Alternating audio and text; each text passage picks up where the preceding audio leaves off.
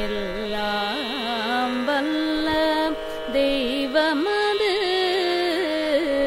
எங்கும் உள்ளது நீக்கமற சொல்லால் மட்டும் நம்பாதே சுயமாய் சிந்தித்தே தெளிவாய் சொல்லால் மட்டும் நம்பாதே சுயமாய் சிந்தித்தே தெளிவாய் எல்லாம் வல்ல தெய்வமது எங்கும் உள்ளது நீக்கமற வல்லாய் உடலில் இயக்கமவன். சிறப்பு நிகழ்ச்சியின் சிறப்பு விருந்தினர் அருள்நிதி திரைப்பட நடிகர் சந்தானம் அவர்கள்.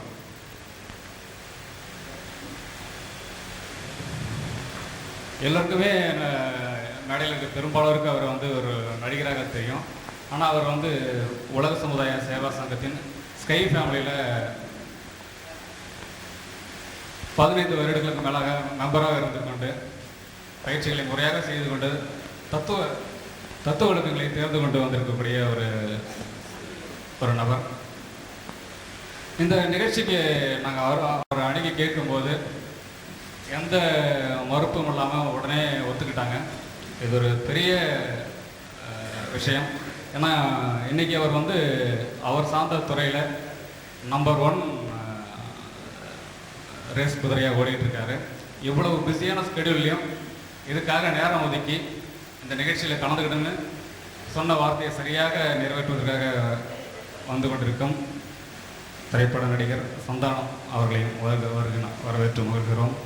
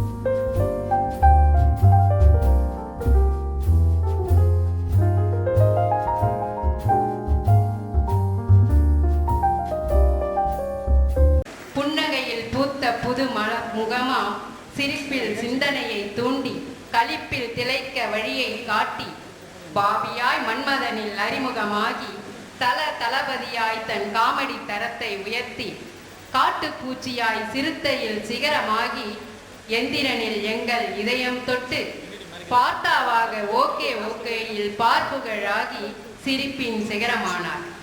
நமக்கெல்லாம் ஒரு நகை வேண்டும். அது என்ன நகை? புன்னகை. பூவுலகில் வாழுகின்ற மக்களெல்லாம் புன்னகை புரிய புன்னகை நடிகர் அருள்நிதி திரு சந்தானம் ஐயாவின் பொன்னான புன்னகை மொழிகளை கேட்பதில் நாம் அனைவரும் அவர் நண்பேண்டார். அவர் மொழி கேட்டு நாமும் உயர்வோம், கடலூரும் உயரட்டும்.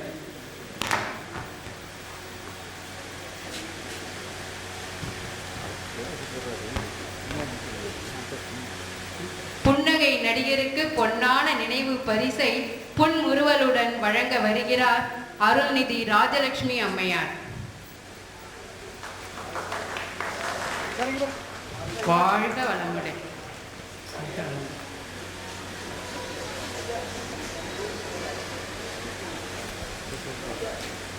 கொஞ்சம் க்ளோஸ் ஆகும்.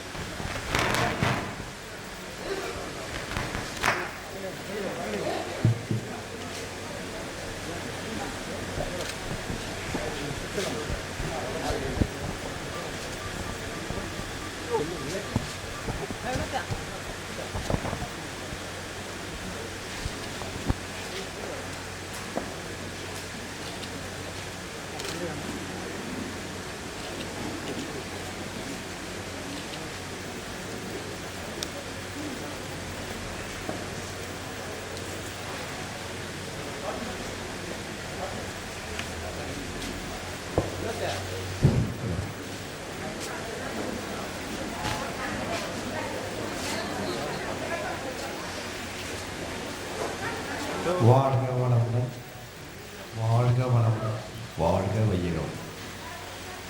ரொம்ப சந்தோஷமாக இருக்கு. நிறைய படங்கள் ஆடியோ ரிலீஸ் ஃபங்க்ஷன், நிறைய படங்களுடைய அவார்டு ஃபங்க்ஷன், அப்புறம் நிறைய பாராட்டுகள், நிறைய மேடைகள் இதெல்லாம் போய் பார்த்துருக்கேன். நிறைய பரிசுகள்லாம் வாங்கியிருக்கேன். நான் அன்றைக்கெல்லாம் இல்லாத ஒரு சந்தோஷம், ஒரு என்ன சொல்கிறது, உள்ளுக்குள்ளே இது ஒரு வைப்ரேஷன், ஒரு உணர்வு. ஐயா மகரிஷியோடைய ஃபோட்டோவை இந்த இடத்துல, அதுவும் எல்லாம் மனவளக்கலை மன்றங்கள் சேர்ந்த பேராசிரியர்கள், அருள்நிதி, பிரம்மஞானிகள் அவங்களுடைய கையால் வாங்கும்போது ரொம்ப ரொம்ப சந்தோஷமாக இருக்குது. அதுக்கு வார்த்தையே இல்லை. அதாவது எந்த ஃபங்க்ஷன் எங்கே போனாலும் ஏதாவது கிண்டலாக பேசுவேன், கேலிக்கையாக பேசுவேன். அப்புறம் ஏதாவது தெரியும், நீங்கள் படத்தில் பார்த்துருப்பீங்க. ஆனால் இங்கே வந்த உடனே எந்த வார்த்தையுமே வரமாட்டேது. ரொம்ப மாதிரி சாந்தமாக என்ன சொல்கிறது, ஒரு மிகப்பெரிய ஒரு கோவில் உள்ள போனால் எப்படி ஒரு அமைதி, ஒரு மனசுக்குள்ள ஒரு திருப்தி வருமோ அந்த மாதிரி இருக்குது. ஏன்னா இங்கே உட்காந்துட்டு இருக்க எல்லாருமே ஐயா குரோம்பேட்டில் இருக்காங்க. அவருடைய குரோம்பேட் மன்றத்துக்கு போயிட்டு நிகழ்ச்சியில் நான் கலந்துக்கிட்டு அவர் நடத்தும் பொழுது, எனக்கு குரோம்பேட் ஸ்கூல் ஹெட் மாஸ்டராக இருந்தாங்க ஐயா. அவர் நடத்தும் பொழுது நான் அங்கே உட்காந்து கேட்டிருக்கேன். ஒரு சின்ன பையனா, அப்போ நான் 10th படிக்கிறேன், ஐயா நடத்தியிருக்காங்க. ஸோ எனக்கு என்னுடைய ஆசிரியர்கள் முன்னாடி பேசுறது எவ்வளோ கஷ்டமாக இருக்குமா. மற்ற யார் முன்னாலும் பேசலாம், நம்ம பார்த்து பயப்படுற ஒரே ஒரு ஆட்கள் நம்மளுடைய ஆசிரியர்கள் தான். ஸோ அந்த அளவுக்கு ஒரு சின்ன பயமும் நடுக்கமும் இருக்குது எனக்கு. அப்புறம் என்னன்னா, என்னுடைய ஃபஸ்ட்டு சின்ன வயசில் ஸ்கூல் படிக்கும் பொழுது நான் கொஞ்சம் படிப்பில் வீக்குன்னு மக்குன்னே சொல்லலாம், மக்கு தான் கொஞ்சம். அப்படி இருக்கும் பொழுது ஸ்கூலில் எப்படியாவது பாஸ் பண்ண வைக்கணும் அப்படின்னு என்னுடைய டீச்சருக்கு ரொம்ப என் மேலே ரொம்ப பிடிக்கும். அவங்க எப்படியாவது நான் பாஸ் பண்ண வைக்கணும் அப்படின்னு சொல்லி ஒரு ஐடியா பண்ணாங்க. அப்போது டியூஷன் எடுத்துகிட்டு போய் என்னை சேர்த்து விட்டாங்க. டியூஷன் போக மாட்டேன், கட் அடிச்சுட்டு வெளியே எங்கன்னா சுற்றிக்கிட்டு இருப்பேன்.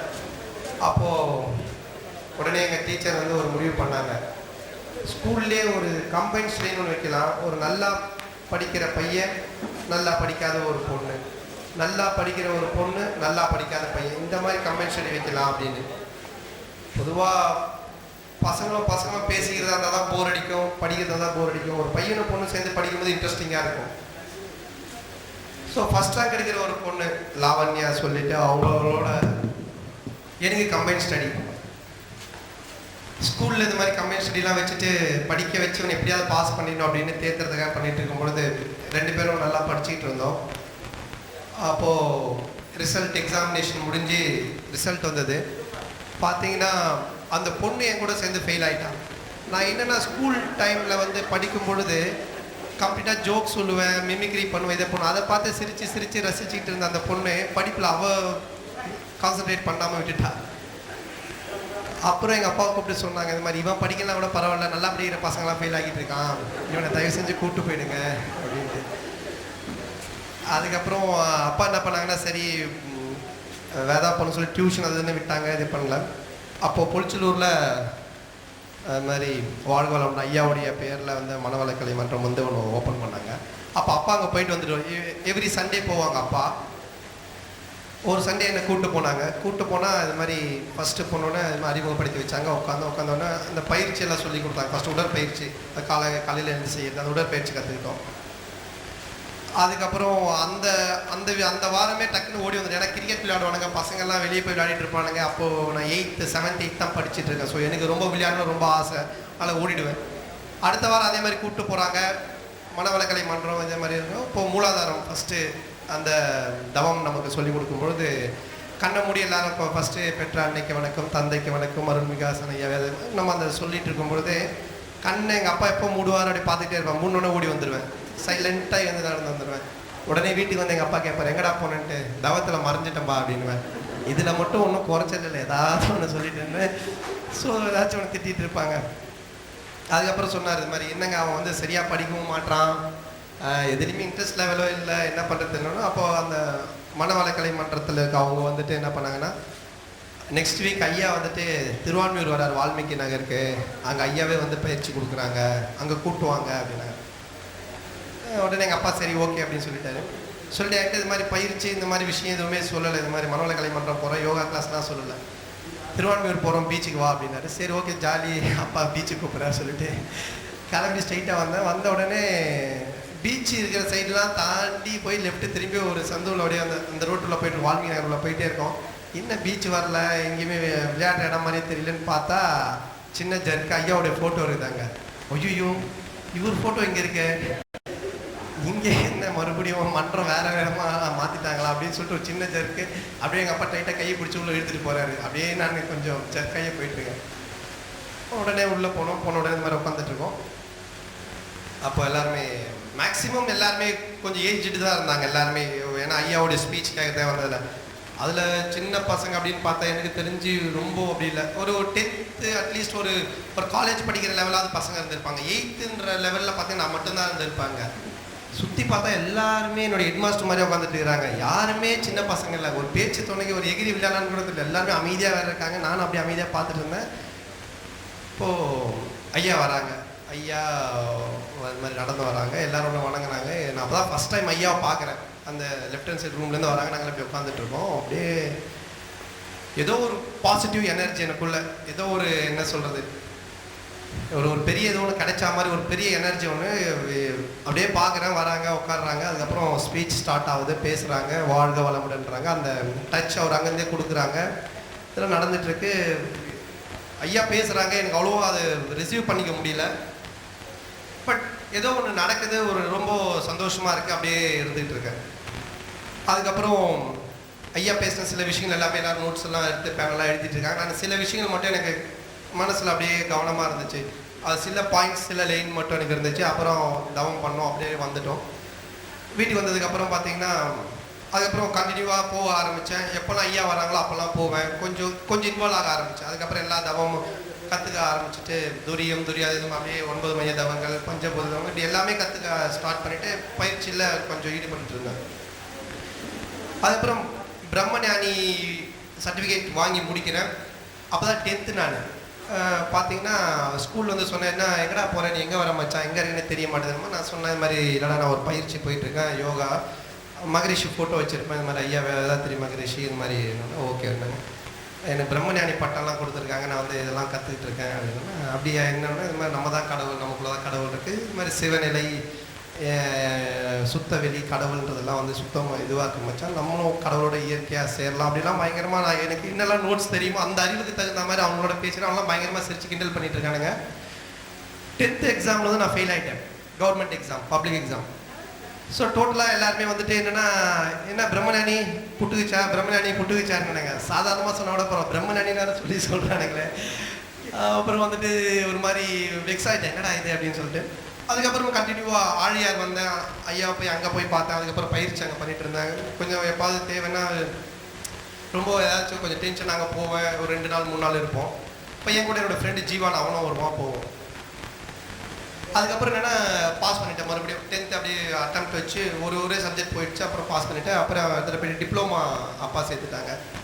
டிப்ளமா சேர்த்தோன்னா அதில் கொஞ்சம் அரியர் வைக்காமல் கிளியர் பண்ணி பாஸ் பண்ணிட்டு வந்தேன். அப்போ அப்பா சொன்னாங்க, ஏதாச்சும் ஒன்று கிளியராக பண்ணுறா, ஒன்று படிப்பு பண்ணி இன்ஜினியரிங்கில் வா, இல்லை அட்லீஸ்ட் ஏதாவது ஒன்று பண்ணு, ஒரு மாதிரி இருக்கேடா ஏன்டா அப்படின்னாங்க.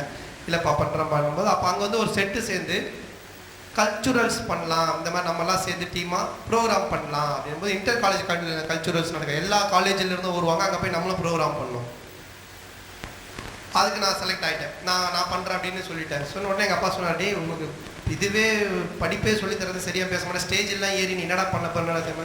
இல்லைப்பா அப்படின்னு கொஞ்சம் ஒரு எனக்குள்ளே ஒரு மெச்சூரிட்டி தன்மை, எனக்குள்ளே இந்த மாதிரி யோகம் தவம் பண்ணி ஐயாவோட புக்ஸ் எல்லாம் படித்து சில ஏதோ ஒரு கான்ஃபிடென்ட் மட்டும் உள்ளுக்குள்ளே ஓடிட்டு இருக்கு. ஓகே அப்படின்ட்டு இப்போது இன்டர் காலேஜ் காம்படிஷனோட இப்போ எங்கள் காலேஜில் நடக்குது, எல்லா காலேஜ்லேருந்து வந்திருக்காங்க. நான் எங்கள் அப்பா அம்மாவும் வர சொல்லிட்டேன், வாங்கம்மா அந்த மாதிரி அப்படின்ட்டு. ஏன்னா படித்து நம்ம ஒரு பெருசாக அவங்களுக்கு பேர் வாங்கி தரலாம், அட்லீஸ்ட் ஸ்டேஜ்லேயாவது ஏறி ஒரு ப்ரோக்ராம் பண்ணி அவங்க எல்லாரும் பார்த்து ரசிகலாக பாரு நம்ம பையன் எப்படி நடிக்கிறான், ஸ்டேஜில் எப்படி பண்ணுறான்னு ஒரு சின்ன ஆசை இருக்குமேன்றதுக்காக சொல்லிட்டேன். ஏன் கூட ஒரு 5-6 பேர் டீம் சேர்த்துக்கிட்டோம். அப்போ வந்து என்னென்னா வந்திருக்கிறவங்க வந்து ஒரு லேடி, அவங்க தான் வந்து எஜுகேஷனல் ஆஃபீஸர்ஸ், அவங்க அப்புறம் என்னுடைய பிரின்சிபல் அவங்களும் வந்து ஒரு லேடி. ஸோ இப்படி எல்லாருமே உட்காந்துட்டு இருக்காங்க. நான் வந்து பாஞ்சாலி சபதம் அப்படின்ற ஒரு நாடகத்தை வந்து போட போகிறோம். ஒரு காலேஜ் ஒன்று போடுவாங்க ஸ்கிட், அதில் எங்கள் ஸ்கிட் வந்து பாஞ்சாலி சபதம்.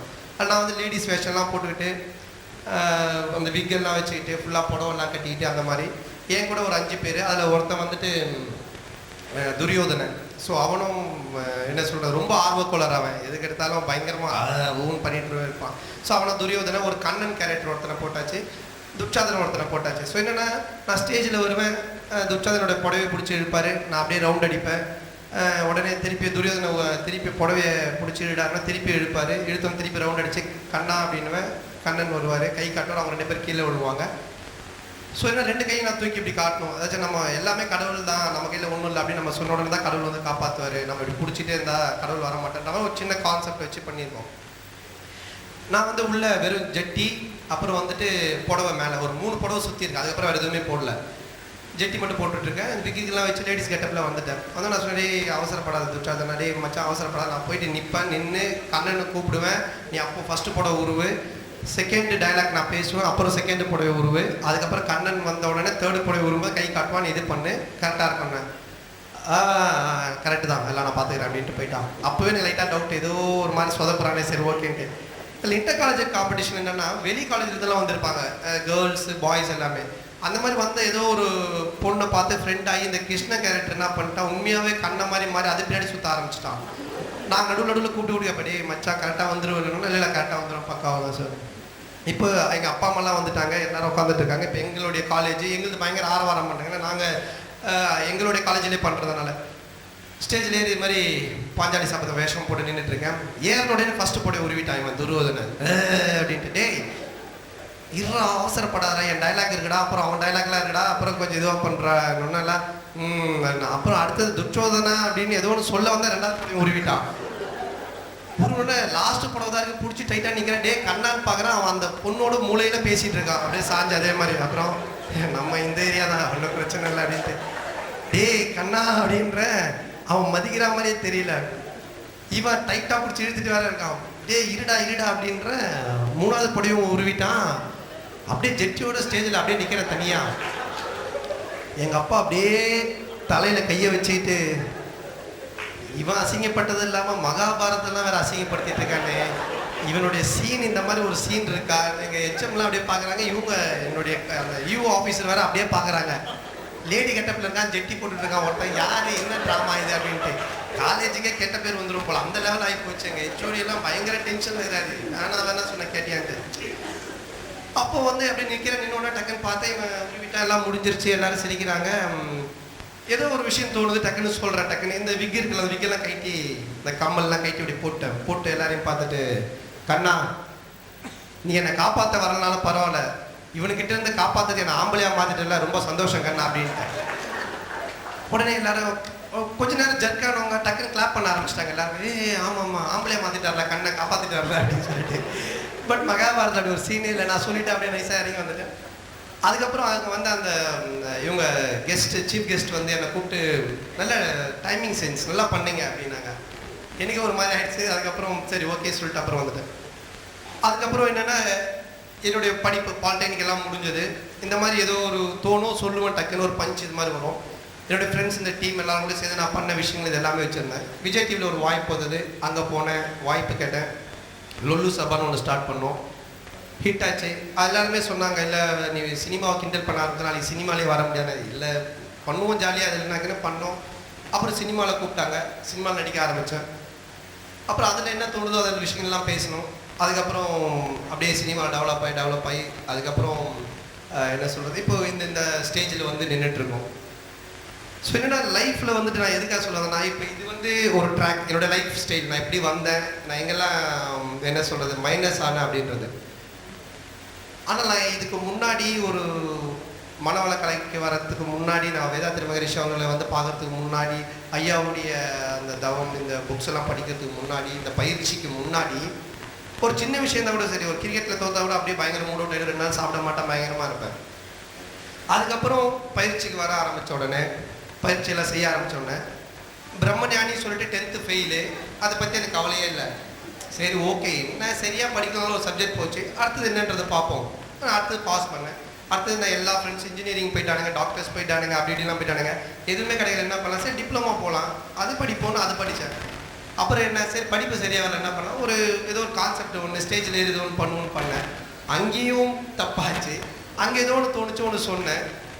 அதுக்கப்புறம் அங்கேருந்து விஜய் டிவி போனேன், ஏதோ ஒன்று. ஸோ என்னென்னா லைஃப்பில் வந்துட்டு டிப்ரெஷன் மைண்ட் இருக்குது தெரியுங்களா, அதுதான் நம்மளை தோக்கடிக்கும். எப்போவுமே நம்ம ஒரு விஷயத்தில் தோக்கும் பொழுது, ஐயோ இப்படி ஆயிடுச்சு, பார்க்கணும்னா நினைப்பாங்க, என்ன சொல்லுவாங்க அப்படின்னு நம்ம நினைக்கும் பொழுது, நம்மளுக்குள்ளேயே நம்ம குறுகி, நம்மளுக்குள்ளேயே நம்ம அப்படியே நம்மளை என்ன சொல்ல டிகிரேட் பண்ணிக்கும் பொழுது தான் நம்ம தோப்போம். லைஃப்பில் எனிதிங் எதுவாக இருந்தாலும் அதை நம்ம டிகிரேட் பண்ணாமல், நம்மளை நாமே அப்படியே போட்டு அழுத்திக்காமல், எல்லாம் இயற்கை என்ன சொல்கிறது, எல்லாமே நடக்கும், எல்லாமே கடந்துக்கும், இதெல்லாம் ஒன்றுமே இல்லை அப்படின்ற ஒரு மனப்பக்குவம் நமக்கு எப்போ வருதோ அப்போ தான் லைஃப்பில் நம்ம ஜெயிக்க முடியும். எல்லாத்தையுமே நம்ம ஹாப்பியாக எடுத்துக்க முடியும். தோல்வியாக இருந்தாலும் ஹாப்பியாக எடுத்துக்க முடியும், சந்தோஷமாக ஹாப்பியாக. இது எப்போ வரும்னா, இந்த மாதிரி பயிற்சியில் இறங்கி நம்ம செய்யும்பொழுது தான். பயிற்சி செய்ய செய்ய எந்த ஒரு விஷயமோ, எந்த ஒரு பெரிய டிஸ்டர்பன்ஸ் நம்ம மைண்டில் வந்து எதுவுமே நம்மளை அட்டாக் பண்ணாது.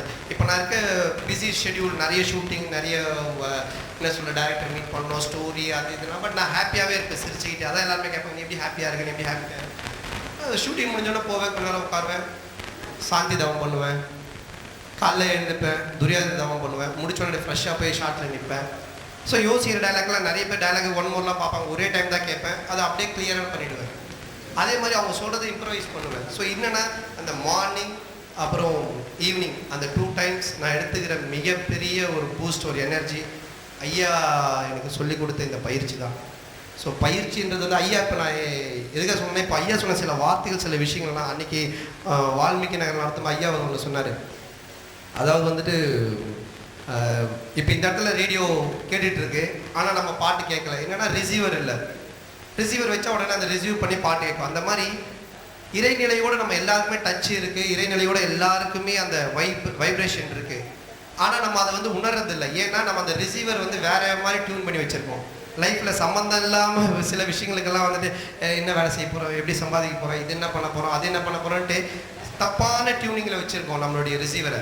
அது எல்லாத்தையும் டியூன் பண்ணி கரெக்டாக என்றைக்கு நம்மளுடைய டியூனிங் வந்து ரிசீவரை வந்து இறைநிலையோடு வைக்கிறோமோ அன்றைக்கி நம்ம கேட்கறது மட்டும் இல்லை, நம்ம கேட்காதது எல்லாமே கிடைக்கும். ஸோ இது வந்து ஐயா வந்து ஒரு பயிற்சியில் சொல்லும்போது எனக்கு சொன்னார். அப்போ எனக்கு தெரிஞ்சது, நம்ம தேவையில்லாத விஷயங்கள் எல்லாத்தையும் நம்ம டைவெர்ட் பண்ணுறோம்.